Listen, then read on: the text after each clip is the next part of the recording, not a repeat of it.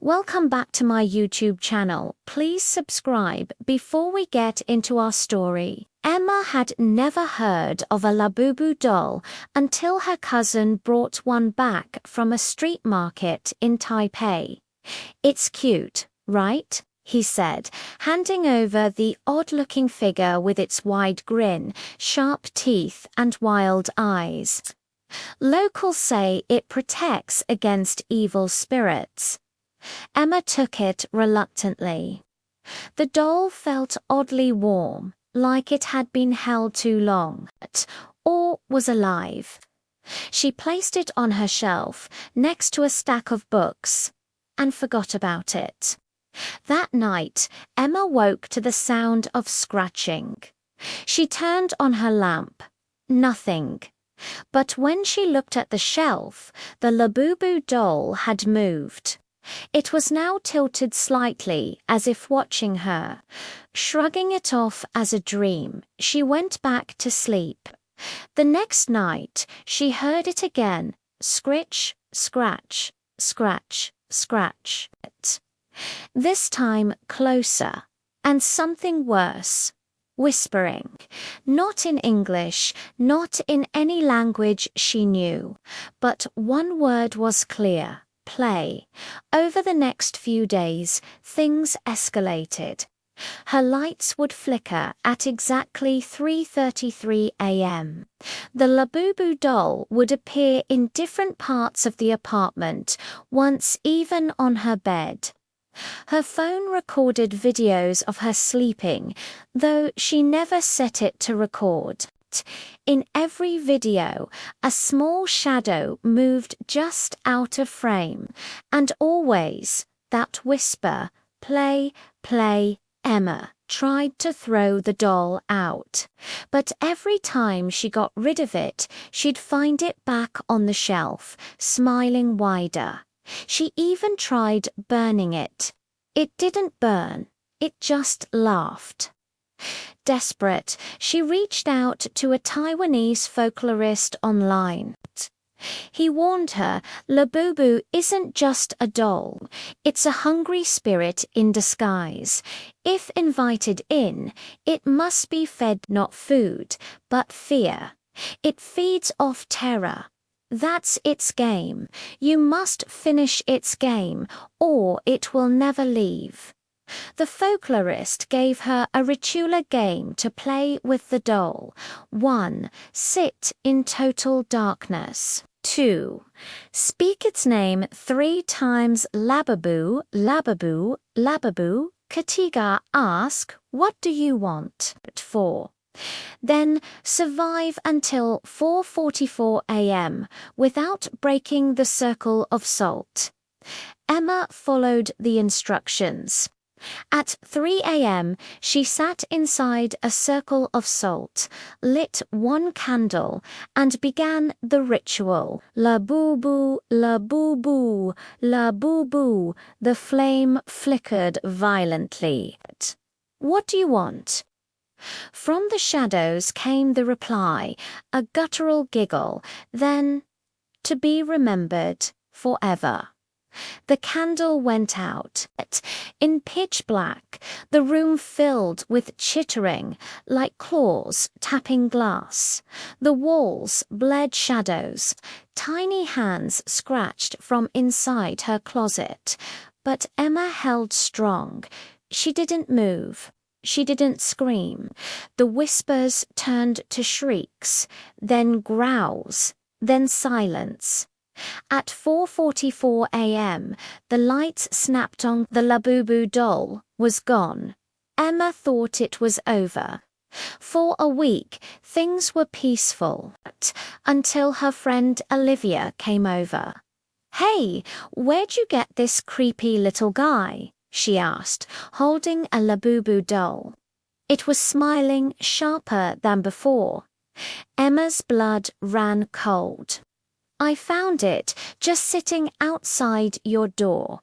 And now, for the scariest part, let's see if we can spot the symbolism that foreshadows the events in the story." At the start, the doll is described as having a wide grin, sharp teeth, and wild eyes, all features that foreshadow its malevolent nature. Its name, Labu, sounds like laughter, a common tactic used by demons and evil spirits to lure their victims into a false sense of security. They disguise themselves as something innocent and use that innocence to deceive. The first time Emma sees the doll, it's placed on a shelf next to a stack of books, implying knowledge. This sets up the theme of hidden knowledge and secrets, hinting at the need to understand the true nature of the doll to survive. On the first night, Emma hears scratching sounds, which could symbolize the doll reaching out or clawing its way into her reality. The fact that she can't see anything when she turns the light on implies that the supernatural world is invisible to the naked eye, highlighting the limitations of human perception. As the story progresses, the doll moves on its own accord, appearing in different places around the apartment, showcasing its ability to manipulate its environment and spy on Emma. These appearances also serve to increase the tension and paranoia, suggesting that Emma is not safe anywhere. The whispering is significant because it alludes to the doll's otherworldly origin. It can't speak English or any recognizable language, emphasizing the mystery surrounding it and hinting at a connection to a different realm or culture. The flickering lights are symbolic of the veil between the physical and spiritual worlds becoming thin.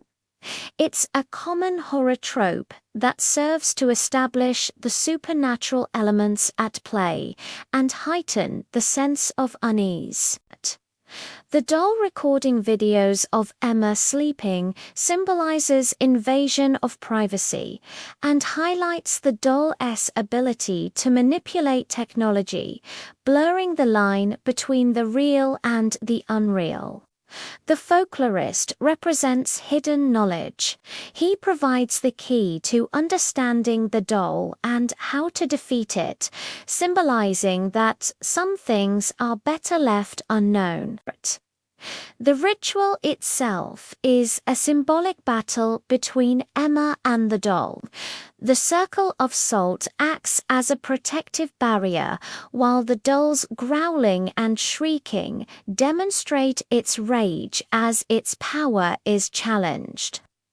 The darkness in which the ritual takes place emphasizes the unknown and uncontrollable aspects of the situation, amplifying the fear factor. The doll, wanting to be remembered forever, symbolizes its desire to become part of Emma's life, to possess her consciousness, and become a part of her reality. After the ritual, the doll disappearing and everything becoming normal for a week symbolizes a temporary victory. It also creates a false sense of security, lulling Emma into a belief that she has defeated the doll. Olivia finding the doll outside Emma's door suggests that the doll's spirit is persistent and refuses to be defeated so easily. The overall tone of the story is one of suspense, building gradually from subtle disturbances to full-blown, terrifying events. This keeps the reader engaged and enhances the impact of the climax. Do you find these stories interesting? Let me know in the comments below. See you next time.